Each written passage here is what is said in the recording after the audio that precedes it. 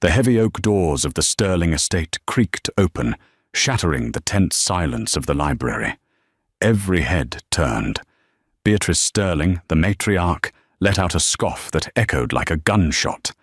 "She actually showed up," she whispered, loud enough for everyone to hear. Elena stood in the doorway, soaked from the rain, clutching a cheap purse, looking nothing like the wife of a billionaire. They thought she was there to beg for scraps. They thought she was the mistake Richard had made before he died. But in the leather briefcase of the trembling lawyer, there sat a single envelope that would not only rewrite the Sterling legacy, but reveal a secret Eleanor had kept for 5 years. When the lawyer finally spoke her name, the room didn't just gasp, they stopped breathing. You won't believe what Richard left her, and who she really was. Rain lashed against the stained glass windows of Sterling Manor, a Gothic monstrosity that sat atop the highest hill in Blackwood, Connecticut. Inside, the air was thick with the scent of expensive lilies and old money. Elena Sterling stood in the foyer, dripping water onto the pristine marble floors. She wore a simple black dress, one she had bought off the rack at a department store 3 years ago. It was faded, slightly frayed at the hem, and starkly different from the custom-tailored Italian silk morning gowns worn by the rest of the family in the drawing room. She hesitated before the double doors. Even now, with Richard gone, the fear of this house paralyzed her. For 5 years, she had been Richard's wife, and for 5 years, she had been the Sterling family's punchline. The barista, his mother, Beatrice, called her. The gold digger, his sister, Caroline, would whisper over champagne flutes. They never used her name. To them, she was an error in judgment, a temporary lapse in Richard's otherwise perfect pedigree. Richard Sterling was the CEO of Sterling Global, a shipping and logistics empire worth billions. Elena was the daughter of a library clerk, a woman who had been working 2 jobs to pay off student loans when Richard spilled his coffee on her in a downtown cafe. He had loved her for her quiet resilience. His family hated her for the exact same reason. Elena took a deep breath, clutching her handbag tighter. "Do it for Richard," she told herself. "He asked you to be here." She pushed the doors open. The library was dimly lit, the walls lined with books that had likely never been read. A fire crackled in the hearth, illuminating the faces of the vultures circling the carcass of Richard's fortune. Beatrice sat in a high-backed velvet chair near the fire, looking like a queen on a throne. Next to her was Caroline, scrolling through her phone, looking bored. Marcus, Richard's younger, irresponsible brother, was pouring himself a glass of scotch at the wet bar. The conversation died instantly as Eleanor stepped onto the Persian rug.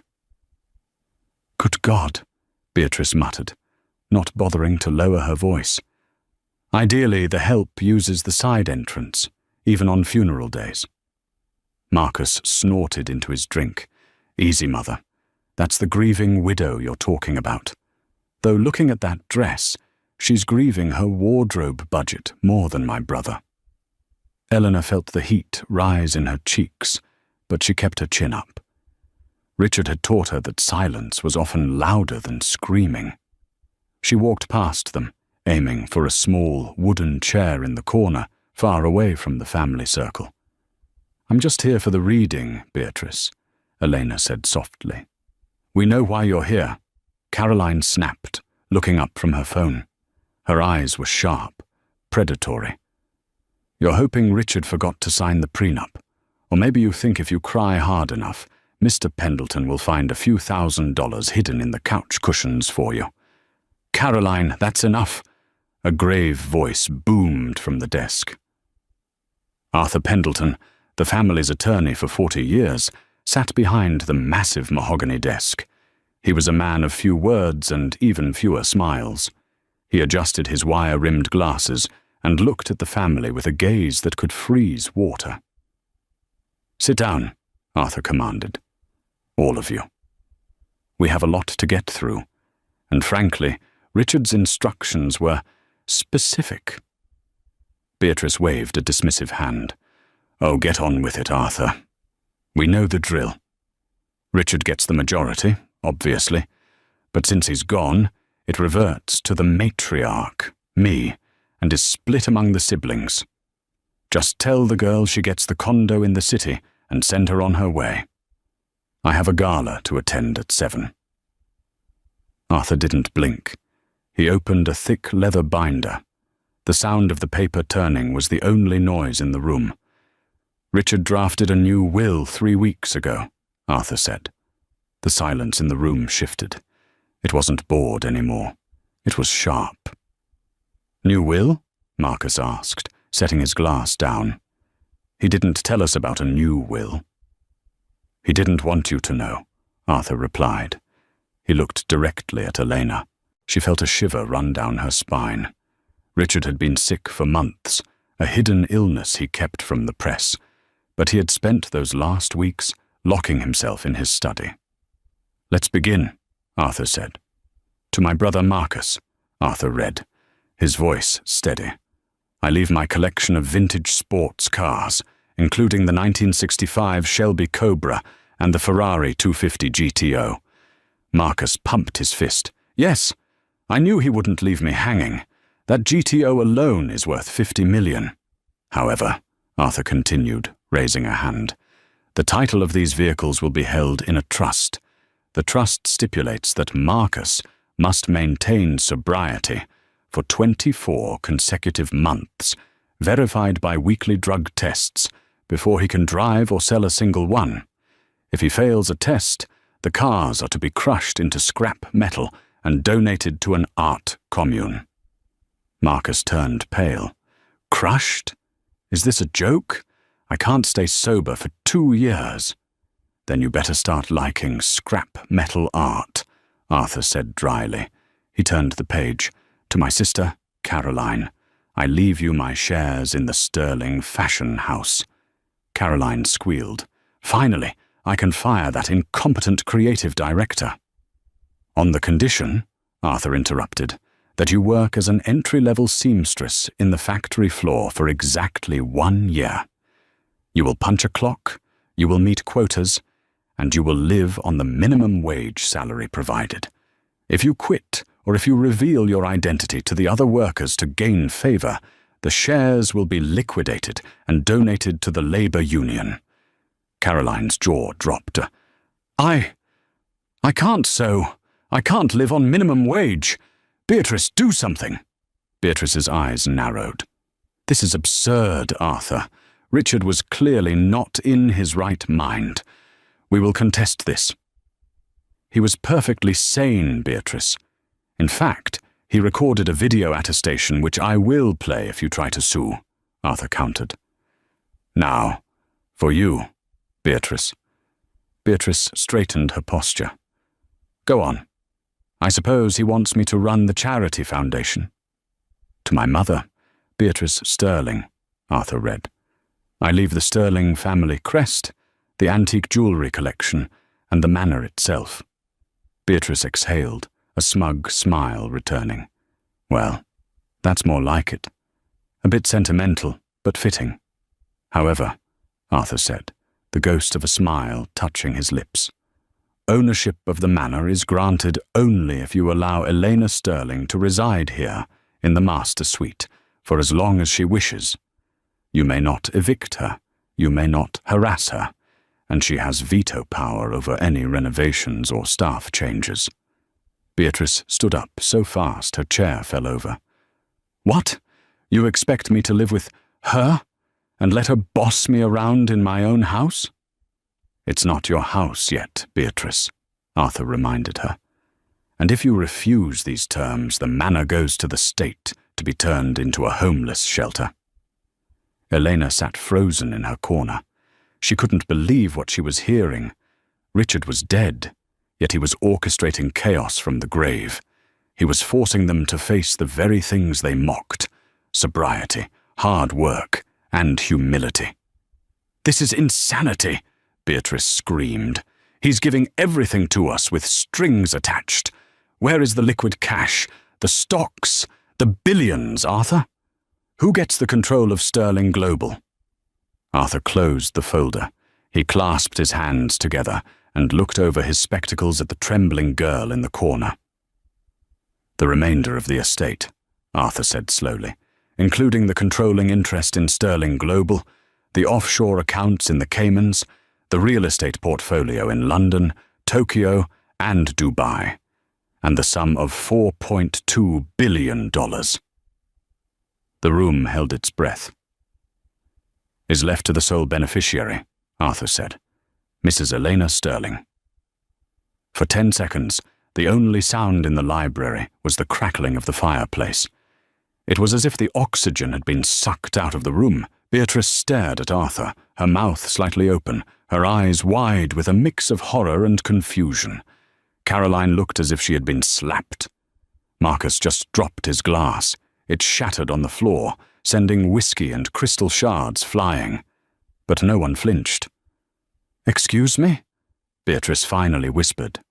Her voice was trembling, stripped of its usual imperious tone. "Did you say Elena?" "I did," Arthur replied calmly, reaching into his briefcase to pull out a thick stack of documents. "That's impossible," Caroline shrieked, jumping to her feet. "She's the help. She's a nobody. Richard would never give the company to someone who doesn't even know which fork to use for salad." "It's a mistake," Marcus stammered, his face red. "The will is a fake. Arthur, you old bat, you forged it." Arthur slammed his hand on the desk, a sudden, thunderous noise that made everyone jump. "One more accusation of fraud, Marcus, and I will have you removed by security. I drafted this will myself. I witnessed Richard sign it, and I have 3 forensic psychiatrists who certified his mental state just moments before." Arthur turned his gaze to Elena. She hadn't moved. She sat in the wooden chair, her hands gripping her purse so hard her knuckles were white. She wasn't smiling. She looked terrified. "Elena," Arthur said gently, his tone softening for the first time. "Richard left you a letter. He wanted you to read it before you accepted the inheritance." Arthur walked over and handed her a cream-colored envelope, sealed with red wax. Elena's hands shook as she took it. She could feel the eyes of the Sterling family burning holes into her skin. If looks could kill, she would have been dead on the floor.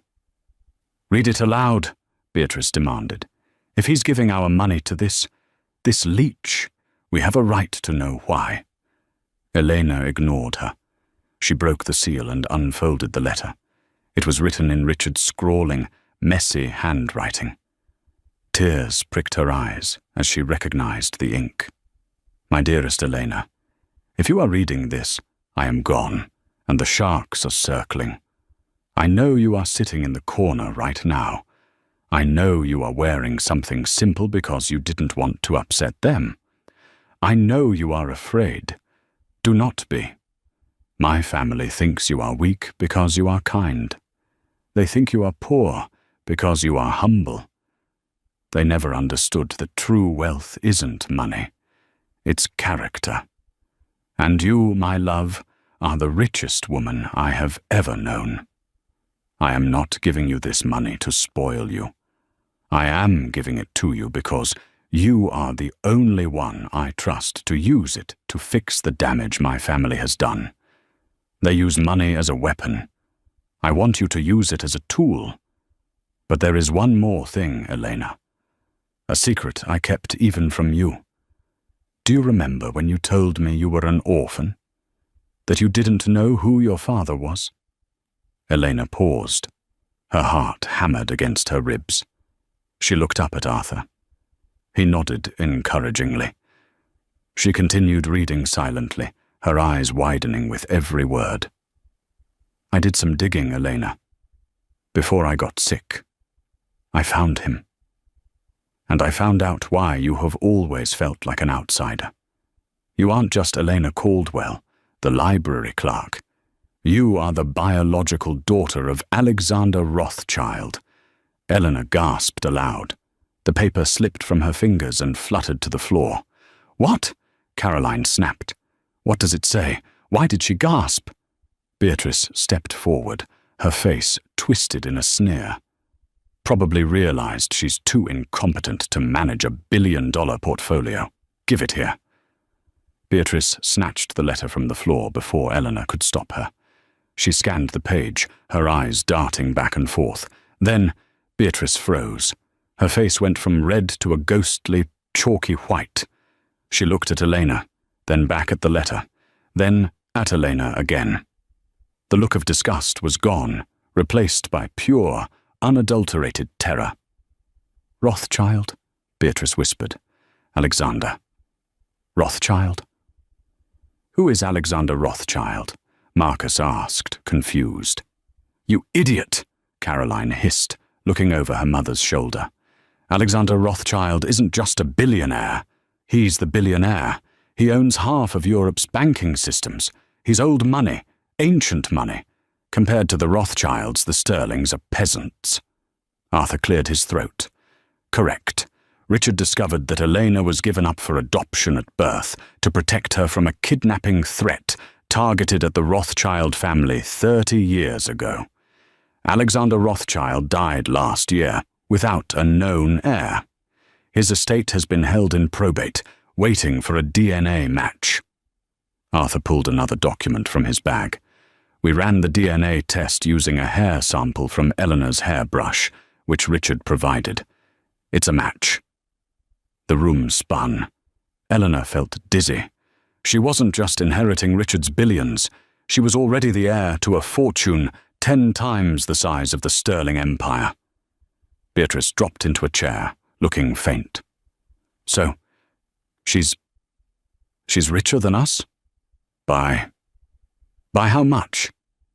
"By about $50 billion, Arthur said, casually. The dynamic in the room shifted so violently it was almost palpable. A moment ago, Elena was the dirt beneath their shoes. Now, she was the sun, and they were desperate planets hoping not to burn. Caroline's face transformed. She forced a bright, sickeningly sweet smile. "Oh, Elena, my goodness, I always said you had a certain elegance about you. Didn't I, Mother? I always said Elena had royal blood." "Yes," Beatrice stammered, smoothing her skirt. "Elena, darling, surely you know we were just grieving. Stress makes people say awful things, but we are family, and family sticks together." Elena stood up. The fear was gone. In its place was a cold clarity. She looked at Beatrice, then at Caroline, then at Marcus. She saw them for exactly what they were. "Family sticks together?" Elena repeated, her voice steady. "Of course!" Beatrice cried, reaching out to touch Elena's arm. Elena stepped back. "Arthur," she said, turning to the lawyer, "does the will give me full control over the Sterling assets immediately?" "Effective immediately," Arthur confirmed. Elena nodded. She turned back to Beatrice. "You said the help should use the side entrance." Beatrice blinked. "What?" "You said earlier," Elena reminded her, "that the help should use the side entrance. Since I am now the owner of this house, and I control the accounts that pay for your drivers, your chefs, and your security." Elena walked toward the door, stopping just before she exited. She turned back, her silhouette framed by the lightning flashing outside. "I'm firing the staff, Beatrice, all of them, effective tonight. If you want to stay in my house, as the will allows, you can cook your own meals. You can clean your own toilets. And if you want to leave the property, you can walk." "You can't do that," Marcus yelled. "I can," Elena said. "And one more thing. Caroline?" Caroline flinched. "Yes, Elena." "The year of sewing work Richard assigned you?" Elena smiled, but it didn't reach her eyes. "I'm doubling it. 2 years. Or you don't get a dime." She pushed the doors open and walked out into the rain. leaving the Sterling family in the darkness of the library, gasping for air. But as Elena climbed into the waiting town car Arthur had arranged, she didn't know that the drama was far from over. Alexander Rothschild had enemies, and by revealing who she was, Richard hadn't just made her rich, he had put a target on her back. From the shadows of the estate gates, a black sedan idled.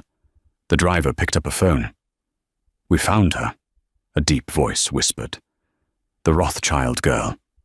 She's at the Sterling estate. Initiate Phase 2. The next morning, Elena woke up not in her cramped one-bedroom apartment near the library, but in the master suite of Sterling Manor. The bed was the size of a small island, the sheets made of Egyptian cotton that felt like woven air. For a moment, she forgot. Then, the smell of stale champagne and the memory of Beatrice's horrified face brought it all rushing back.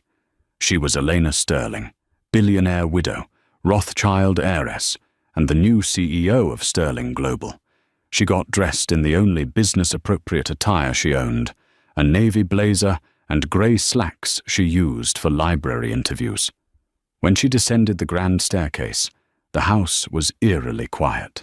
There were no maids dusting the banisters, no butler ironing newspapers. The kitchen was dark. Elena found Beatrice in the dining room, staring morosely at a bowl of dry cereal. The matriarch was wearing a silk dressing gown, her hair dishevelled. "The coffee machine is broken," Beatrice snapped, not looking up, "and I don't know how to use the stove." "There's a manual in the third drawer," Elena said calmly, grabbing an apple from a fruit bowl. Beatrice slammed her spoon down. "This is barbaric, Elena. You can't seriously expect me to live like this. I have a reputation. What will people think when I answer my own door?" "They'll think you're finally contributing to society," Elena said. She checked her watch, a simple Timex Richard had given her before they were married. "I have a board meeting. Don't forget to take out the trash today, Beatrice. Tuesday is pickup day." Elena walked out to the driveway, where Arthur Pendleton was waiting by a sleek, armoured Mercedes. The old lawyer looked at her approvingly. "Ready to enter the lion's den, Mrs. Sterling?" "No," Elena admitted, her stomach churning. "But Richard thought I was." The drive to the city was a blur. When they arrived at the gleaming 70-story glass tower that was Sterling Global Headquarters, Elena felt tiny. This was Richard's world, a world of sharks in Italian suits. As she walked through the lobby, conversation stopped. Hundreds of employees stared. They had read the morning news headlines. "The barista billionaire, mystery widow takes the helm of Sterling Global." Up on the top floor, Richard's office remained exactly as he had left it.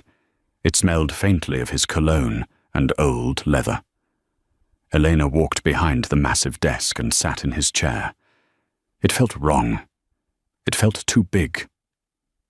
"They're waiting in the boardroom," Arthur said softly. "The board of directors. They are angry, confused, and they think you are a temporary inconvenience they can pay off." "What do I do, Arthur? I don't know the first thing about international shipping logistics." Arthur placed a hand on the desk. "Richard didn't leave you the company because you know logistics, Elena. He left it to you because you know people. You know when someone is lying to you. You know the value of $1. These men," he gestured to the boardroom door, "have forgotten both." Elena took a deep breath. She stood up, smoothing her cheap blazer. "Let's go." The boardroom was an imposing space of polished granite and floor-to-ceiling windows overlooking the city. 12 men in expensive suits sat around a long table. Marcus was there, looking hungover, nursing a glass of water. When Eleanor entered, nobody stood up. The chairman of the board, a man named Elias Thorne, with eyes like flint, leaned back in his chair. "Mrs. Sterling," a surprising turn of events. We were just discussing a severance package for you. A generous monthly stipend so you can return to your previous life and let the professionals handle the company. Elena walked to the head of the table. She didn't sit. She placed her hands flat on the granite surface and leaned forward. "Mr. Thorne," she began, her voice shaking slightly before finding its strength. "If by professionals you mean the people who allowed Sterling Global's Asian division to hemorrhage $50 million last quarter due to oversight you ignored, then I think I'll pass." Thorne sat up straighter. The room went silent. "How did you know about that?" "Richard kept detailed journals," Elena lied. Richard had told her about it during one of his late-night vents, worried his board was getting sloppy. He also noted that 3 of you are currently under investigation by the SEC for insider trading. She let that hang in the air. Several men shifted uncomfortably in their seats. "I am not here for a stipend," Elena continued, her voice hardening. "I am here to run this company. Richard wanted it cleaned up. That starts today. Anyone who has a problem with my leadership can tender their resignation to Arthur by noon. Good morning." She turned and walked out before they could respond. Her heart was pounding so hard she thought she might faint, but she made it back to Richard's office and closed the door. She collapsed into the chair, trembling. She had done it. She had faced the lions. But the real danger wasn't in the boardroom. Back at Sterling Manor, Beatrice was on the phone, her voice hushed. "Yes, Caroline, I know it's humiliating. I just broke a nail scrubbing a pot," Beatrice hissed into her mobile. "But listen to me. We have to get her out. If she remains CEO, and worse, if she actually gets that Rothschild money, we are finished." "What do we do?" Caroline whined on the other end. "I'm at this horrid factory. It smells like machine oil and sweat. I can't do 2 years of this, Mother." "You won't have to," Beatrice said, her eyes narrowing as she looked out the window at the unguarded estate grounds. I remembered something. Richard had a safe in his study, a hidden one. He used to keep insurance files there on his competitors. Maybe he had one on his wife, too, just in case. "You think Richard had dirt on Eleanor?" "Richard was a Sterling. We always have leverage," Beatrice whispered. "Eleanor fired the security staff. The house is wide open. Tonight, while she's playing CEO in the city, we're going to crack that safe." Elena's first week was a trial by fire. She barely slept. She spent her days in meetings where executives tried to overwhelm her with technical jargon, and her nights poring over financial reports with Arthur, trying to understand the behemoth she now controlled. She missed Richard terribly. Every corner of the office, every shadowed hallway of the empty manor reminded her of him. The grief was a heavy cloak she had to wear while pretending to be armored in steel. But it was the silence from the Rothschild side that unnerved her the most. Arthur had filed the paperwork to claim the estate of her biological father, Alexander Rothschild. It was a process that would take months, involving international courts and intense scrutiny. "Someone will come," Arthur warned her one rainy afternoon in the office. Alexander Rothschild didn't just have money, Elena. He had power, the kind that topples governments. When he died without an heir, a vacuum was created. Very dangerous people have been trying to fill it. Now, you're standing in their way. His warning came true sooner than expected. Elena was leaving the office late one evening. The lobby was deserted except for the night security guard. As she pushed through the revolving doors to her waiting car, a man stepped out from the shadows of the adjacent building. He was tall, dressed in an impeccably tailored charcoal suit. He had pale skin and eyes that seemed devoid of any warmth. He didn't look like a businessman. He looked like a weapon wrapped in silk. "Mrs. Sterling," he said. His voice was smooth, accented slightly, perhaps Swiss or Austrian. Elena's driver, a burly ex-marine Arthur had hired, stepped out of the car immediately, hand hovering near his jacket pocket. "Stay back," the driver warned. The man ignored the driver, his eyes fixed on Elena. "My name is Victor Vane. I represent interested parties in Europe. If you want a meeting, call my office," Elena said, trying to keep her voice steady. "This isn't business, Eleanor Rothschild," Vane said softly. The use of her biological name sent a chill down her spine. "This is about survival. You are stepping into a world you do not understand. A world your father, Alexander, built on secrets and bones." He reached into his pocket. The driver tensed, drawing his weapon, but Vane only pulled out a plain white calling card with a single phone number on it. He held it out between two fingers. "There are forces preparing to move against you. They don't want the Rothschild fortune unified under an amateur. I offer protection. For a price." "I don't need your protection," Elena said, though her knees were shaking. Vane smiled, a thin, humorless curve of his lips. "Everyone needs protection, my dear, especially when the wolves are already inside the house." He dropped the card on the wet pavement and melted back into the shadows as quickly as he had appeared. Elena got into the car, her heart hammering. Wolves inside the house. She didn't know how right he was. While Elena was being confronted by Vane, back at Stirling Manor, Beatrice and Marcus were in Richard's study.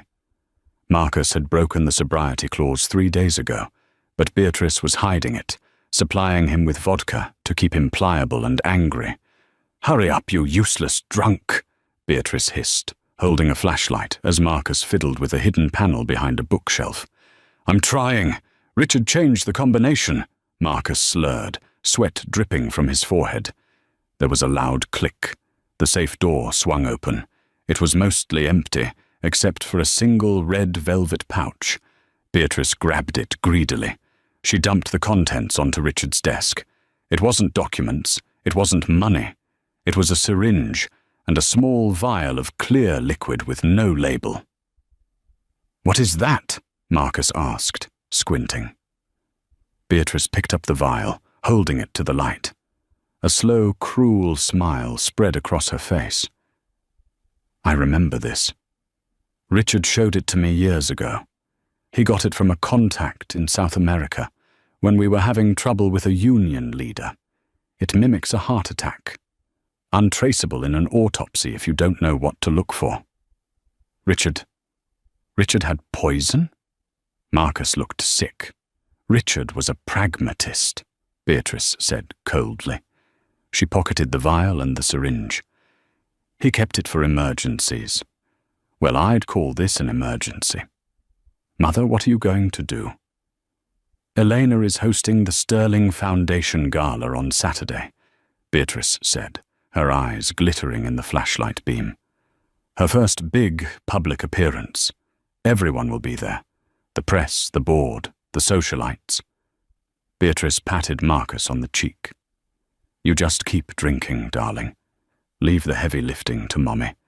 By Sunday morning, the grieving widow will be grieving no more, and the Stirling estate, and perhaps even the Rothschild claim, will revert to its rightful owners."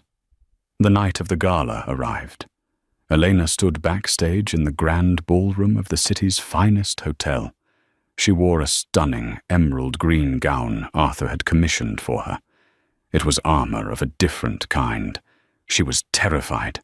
500 of the city's elite were out there, waiting for her to fail.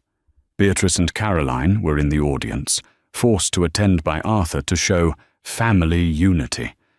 They looked miserable in off-the-rack department store dresses, a petty revenge Elena had enjoyed arranging. "You're on in 2 minutes, Mrs. Stirling," the stage manager whispered. Elena took a deep breath. She thought of Richard's letter. True wealth is character. She walked onto the stage. The applause was polite, tepid. The spotlights blinded her.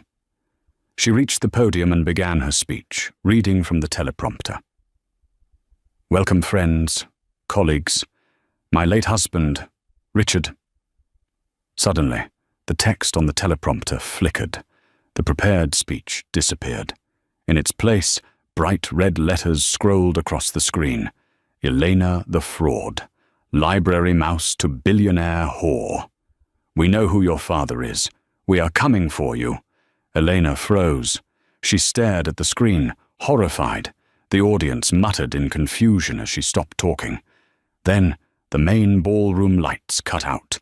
The room was plunged into pitch blackness. Screams erupted. Panic. Chairs scraped against the floor. Elena gripped the podium in the dark. "Arthur!" she called out. A hand grabbed her arm in the darkness. It wasn't gentle. It was a vice-like grip. "Come with me if you want to live," a voice hissed in her ear. It was Victor Vane. Before she could protest, another figure slammed into them. There was a scuffle in the dark, a grunt of pain, and the distinct sound of a taser crackling. The emergency lights flickered on, bathing the room in an eerie red glow. The stage was empty. Elena was gone, and on the floor where she had been standing lay Victor Vane, unconscious, a strange small dart protruding from his neck. In the chaos of the crowd below, Beatrice stood still, clutching her evening bag tightly. The syringe was no longer inside. She smiled into the red darkness.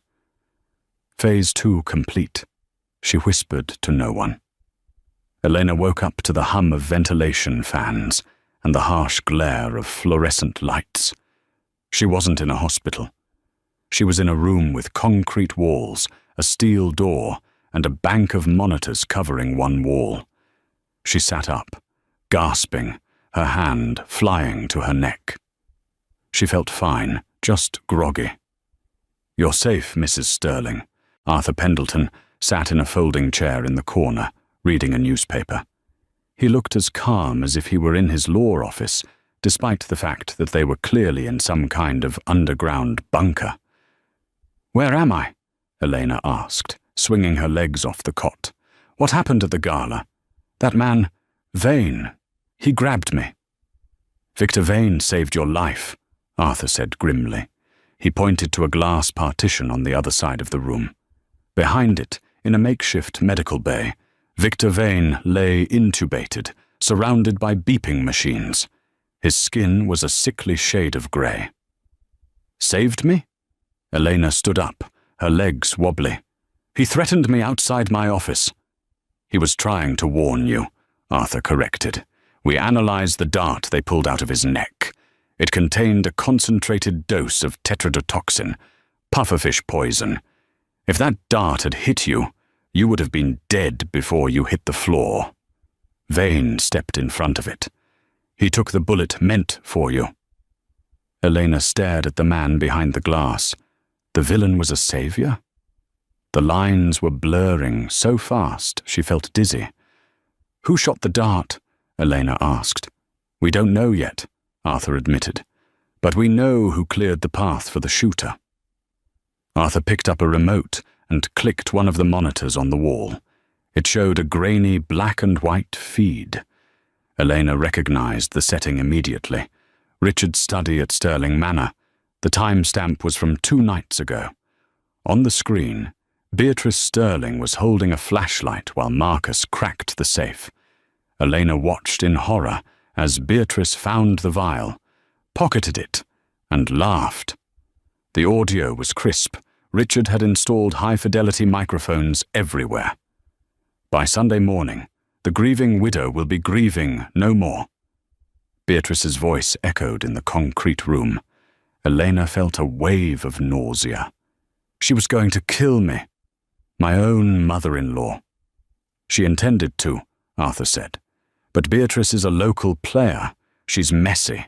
She hired a cheap thug to cut the power at the gala so she could inject you with that heart attack serum during the confusion. But she didn't know there was a second predator in the room. The professional assassin who fired the dart used Beatrice's blackout as cover. Beatrice unwittingly opened the door for a much bigger monster. Arthur stood up and walked to the monitors. He switched the channel to a live news feed. "Breaking news," the chyron read. "Sterling global shares plummet as CEO vanishes." On the screen, Beatrice was standing on the steps of Sterling Manor, dabbling her eyes with a handkerchief. Microphones were shoved in her face. "We are devastated," Beatrice sobbed to the cameras. "Elena has always been unstable. The pressure of the inheritance was too much. We believe she faked her own kidnapping to run away with the money. She abandoned the company. She abandoned the family that took her in." She looked directly into the camera, her eyes hard as flint. "As the matriarch, I am calling for an emergency vote of no confidence. Tomorrow morning at 9 a.m., the board will vote to strip Elena of her titles and freeze her assets for her own protection. I will step in as interim CEO." Elena's hands curled into fists. "She's stealing the company. She's framing me." "She's winning," Arthur said bluntly. "If the board votes tomorrow, you lose Sterling Global. Once you lose the corporate protection, the Rothschild enemies will pick you apart.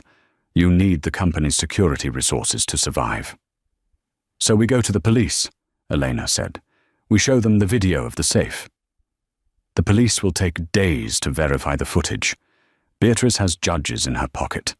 By the time they issue an arrest warrant, she will have gutted the company and sold off the assets to the highest bidder." Arthur turned to Elena. "There is only one way to stop this. You have to walk into that boardroom tomorrow morning. You have to look her in the eye and bury her." "They tried to kill me, Arthur. If I go back out there—" "I have a team," Arthur said. "Former Mossad. Richard paid them a retainer for 20 years, just for this scenario. We will get you into the building, but once you are in that room, you are on your own. Can you do it?" Elena looked at the screen, at Beatrice's fake tears, at the empire Richard built being torn apart by vultures. She thought about the years of insults, the barista, the nobody. She looked at her reflection in the dark monitor. She didn't look like a librarian anymore. She looked like a Sterling. She looked like a Rothschild. "Get the car," Elena said. "I have a board meeting to attend." The atmosphere in the Sterling Global boardroom was electric. Elias Thorne sat at the head of the table, checking his watch. Beatrice sat to his right, wearing a black power suit, looking every inch the victorious queen. Caroline was there too, nervously tapping her phone, while Marcus sat slumped in a chair, looking pale and sweaty. "It is 9:05 a.m., Elias announced. "Mrs. Sterling has not appeared. Her absence confirms her abdication of duty. I move that we proceed with the vote to remove Elena Sterling as CEO and appoint Beatrice Sterling as interim director." "Seconded," a board member said quickly. "Excellent," Beatrice smiled, pulling a fountain pen from her purse. "Let's get this over with. I have a company to save." She reached for the documents in the center of the table. Boom! The double doors of the boardroom didn't just open, they were kicked open. Two large men in tactical gear stepped in, scanning the room with cold precision. Before the board members could scream, Elena walked through the doors. She wasn't wearing a business suit. She was wearing the same emerald gown from the gala, torn at the hem and stained with grime. Her hair was pulled back in a severe ponytail. She looked like she had walked out of hell and straight into the office. "Sorry I'm late," Elena said, her voice ringing off the glass walls. "Traffic was murder." Beatrice dropped her pen. Her face went slack. You're supposed to be dead?" Elena finished the sentence, walking toward the table. "Run away. Which lie were you selling today, Beatrice?" "Security," Elias Thorne roared, standing up. "Get this woman out of here. She is trespassing." "Sit down, Elias," Elena commanded. She didn't shout, but the authority in her voice, the Rothschild steel, made him freeze. "I am still the majority shareholder. I am still the CEO, and this meeting is now under my control." She threw a USB drive onto the granite table. It slid across the surface and stopped right in front of Beatrice. "What is this?" Beatrice whispered, her hands trembling. "Arthur," Elena said. On the wall-mounted screen, the feed from the boardroom switched. The video from Richard's study began to play. The room went silent as the board members watched Beatrice and Marcus break into the safe. They heard the plot. They heard the laughter. "Richard had poison. I'd call this an emergency." Caroline let out a high-pitched sob and covered her mouth. "Mother, you didn't." Marcus put his head in his hands. "It's over." The video ended. Eleanor leaned over the table, her face inches from Beatrice's. "You didn't just try to steal my company, Beatrice. You conspired to murder me. That is a felony. And since you crossed state lines to arrange the gala sabotage, it's a federal crime. The FBI is in the lobby. They're coming up the elevator right now." Beatrice looked around the room frantically. Her allies looked away. Elias Thorne was suddenly very interested in his paperwork. It was a joke," Beatrice stammered, standing up, knocking her chair over. "We were just venting. The vial, it was just water. Prove it wasn't." "We don't have to," Elena said, "because the intent is enough for conspiracy. But there's more." Elena signaled to one of the tactical guards. He stepped forward and placed a heavy file in front of Elias Thorne. "While I was in the bunker," Elena addressed the board, "my forensic accountants went through the family trusts. Beatrice has been siphoning money from the charity foundation for 10 years to pay for Marcus's gambling debts and Caroline's failed fashion lines. That's embezzlement." Elias opened the file. His face turned purple. "Millions," he muttered. "She stole millions from the orphan fund." "You ungrateful little wretch," Beatrice screamed, lunging across the table at Elena. She never made it. The tactical guards intercepted her, pinning her arms behind her back. At that moment, the doors opened again. 4 FBI agents in windbreakers entered, guns holstered, but hands ready. "Beatrice Sterling, Marcus Sterling," the lead agent announced. "You are under arrest." "No, no!" Beatrice shrieked as they cuffed her. She thrashed, her mask of civility completely shattering. As they dragged her toward the door, she locked eyes with Eleanor. "You think you won?" Beatrice spat, her eyes wild with madness. "You stupid girl. You think I'm the danger. I was the only thing keeping them out." Eleanor frowned. "What are you talking about?" Beatrice laughed, a manic, broken sound. "The debts, the gambling debts. Marcus didn't owe money to casinos, you fool. He owed it to the Europeans, the syndicate. I gave them the security codes to the Sterling servers to pay off the interest. I let them in." Elena's blood ran cold. "They don't want the company," Beatrice screamed as she was hauled into the hallway. "They want the shipping routes. They're using our ships to move their weapons. And now that I'm gone, they're coming for you to get the codes." The door slammed shut. Beatrice was gone. Silence returned to the boardroom. Elias Thorne looked at Elena, terrified. "Mrs. Sterling, we didn't know." "Get out," Elena whispered. "Mrs. Sterling." "Get out," Elena shouted, slamming her hand on the table. "All of you, consider the board dissolved. Get out of my building." The men scrambled for the exits like rats fleeing a sinking ship. Elena stood alone in the massive room. She should have felt triumphant. She had won. She had exposed them. But Beatrice's words echoed in her mind.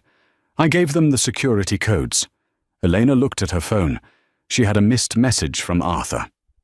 "Check the server logs. Now."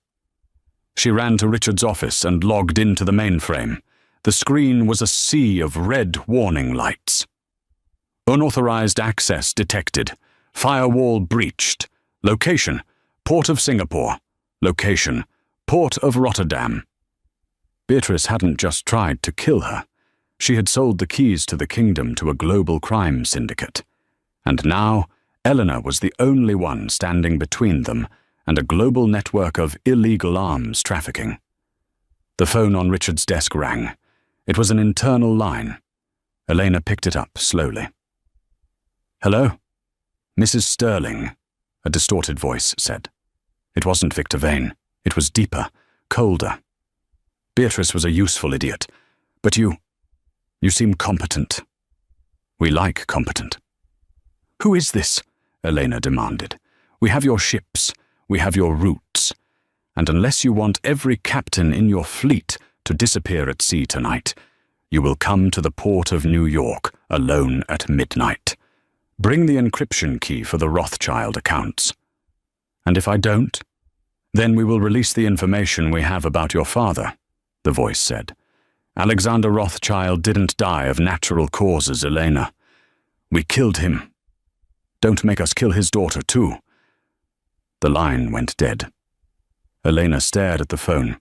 The local drama was over. The war had just begun. Midnight at the port of New York was a graveyard of steel.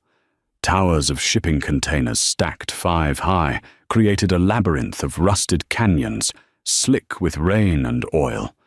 The wind howled off the Hudson River, cutting through Elena's coat like a knife. She walked alone down the center of the main pier, clutching a silver hard drive in her hand. Ahead, under the harsh yellow glow of a floodlight, a black SUV idled. 3 men stood waiting. In the center was a man who looked like a university professor. Tweed jacket, spectacles, graying beard. But his eyes were dead. This was the broker. The man who had pulled Beatrice's strings. The man who had killed her father. "Punctual," the broker said, his voice carrying over the wind. "I appreciate that in a partner." "We are not partners," Elena said, stopping 10 feet away. Her voice was steady, though her heart was hammering against her ribs. "I brought the encryption key. Release my ships." The broker chuckled. "You think this is a trade? My dear, this is a surrender.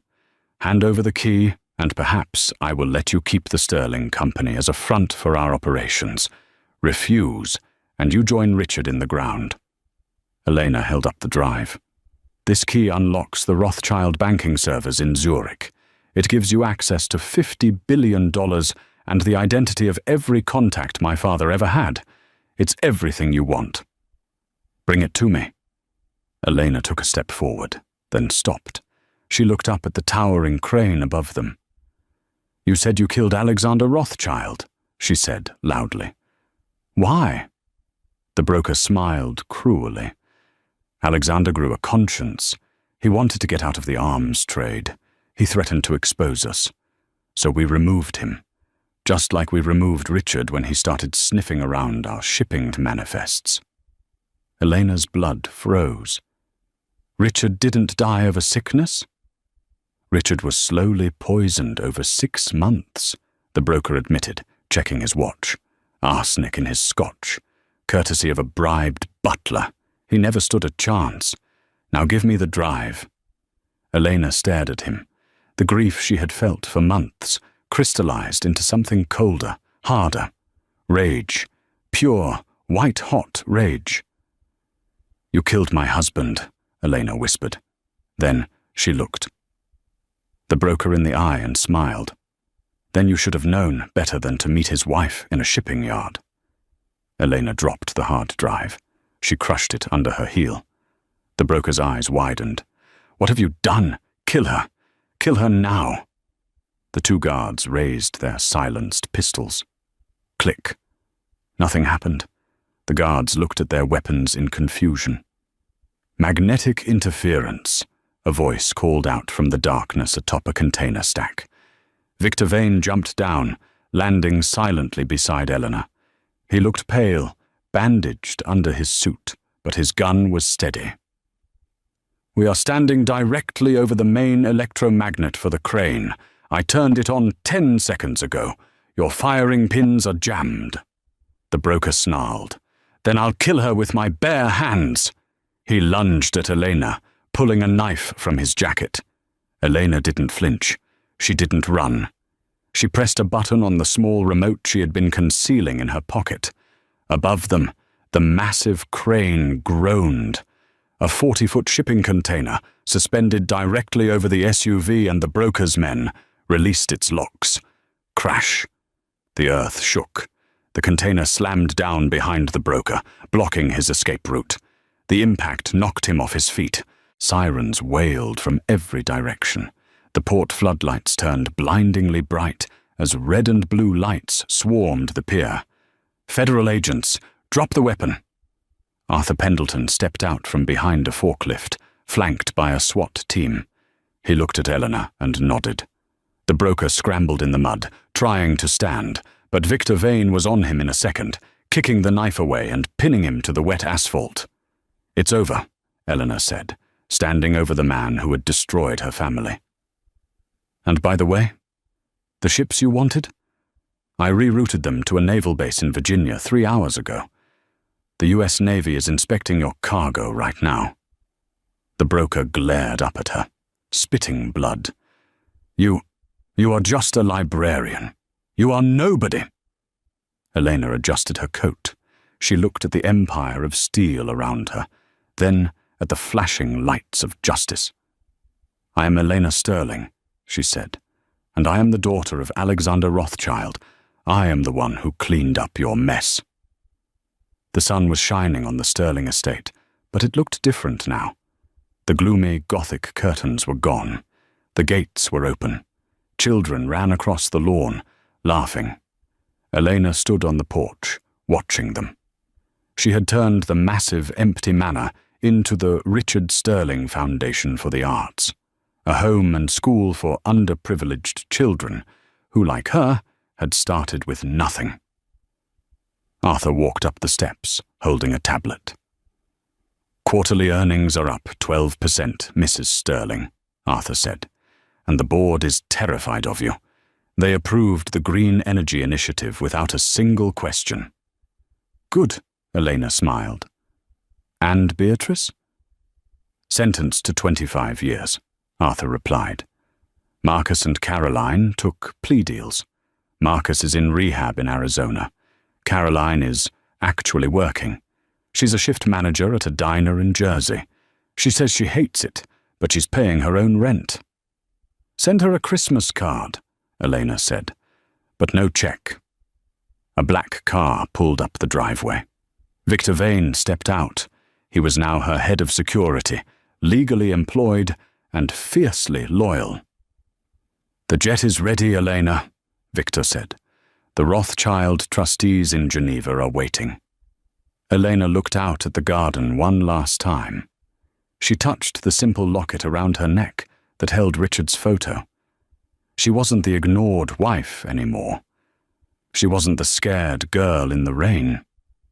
She was a titan of industry, a protector of the innocent, and a survivor. She walked down the steps, her head held high. "Let's go," Elena said. "We have work to do." Wow. Can you believe that transformation? From an ignored wife standing in the rain to a billionaire CEO taking down an international crime syndicate. Elena didn't just inherit money. She inherited a backbone of steel. It just goes to show, you never really know who someone is until you push them to the edge. The Sterling family thought they could crush her, but they only made her stronger. Now, I have a question for you guys. If you were Elena, would you have forgiven Caroline and Marcus, or would you have left them with absolutely nothing? Let me know your verdict in the comments down below. I read every single one.